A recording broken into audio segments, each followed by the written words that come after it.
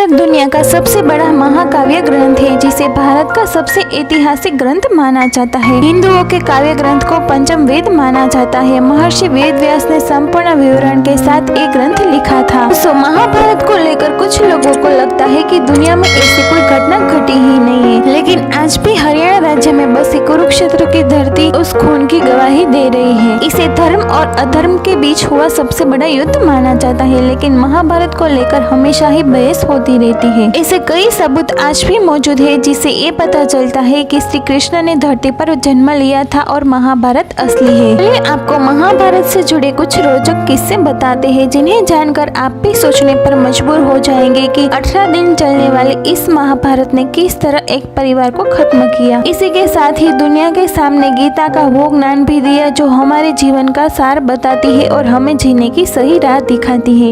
ये तो हम सभी जानते हैं कि महाभारत का युद्ध कुरुक्षेत्र में हुआ था, जो कि हरियाणा राज्य में स्थित है। कहते हैं कि उस समय भयंकर युद्ध में बहे खून की वजह से वहाँ की जमीन लाल हो गई थी। पुरातात्विक विशेषज्ञों ने भी माना है कि महाभारत की घटना सच थी। उस जगह पर 13 और भालों को जमीन में गाड़ा पाया है, जिनकी जांच में ये पता चलता है कि ये 2800 ईसा पूर्व के है, जो कि लगभग महाभारत काल के समय के बने हुए हैं। अर्जुन का चक्रव्यूह। आप महाभारत में अर्जुन के चक्रव्यूह के बारे में तो जानते ही हो गए, लेकिन आपको पता है कि इस चक्रव्यूह का जीता जागता सबूत आज भी मौजूद है। हिमाचल प्रदेश के हमीरपुर जिले के 16वीं धार के नीचे बसा राजनोट गांव एक ऐतिहासिक स्थल के रूप में मशहूर है। यहाँ पर पांडव अज्ञातवास के दौरान रुके थे। उसी समय अर्जुन ने यहाँ पर चक्रव्यूह के ज्ञान प्राप्त करके उसे पत्थर पर बनाया था, जो आज भी यहाँ मौजूद है। इस चक्रव्यूह को ध्यान से देखने पर पता चलता है कि अंदर जाने का रास्ता तो साफ दिखाई देता है, लेकिन बाहर आने का रास्ता पता नहीं चलता। इस जगह को पीपुल किले के नाम से भी जाना जाता है। महाभारत में आपने ब्रह्मास्त्र नाम के भयंकर अस्त्र के बारे में सुना ही होगा। ये अस्त्र ब्रह्मा द्वारा धर्म और सत्य को बनाए रखने के लिए बनाया गया था, जो कि विनाशकारी परमाणु हथियार था,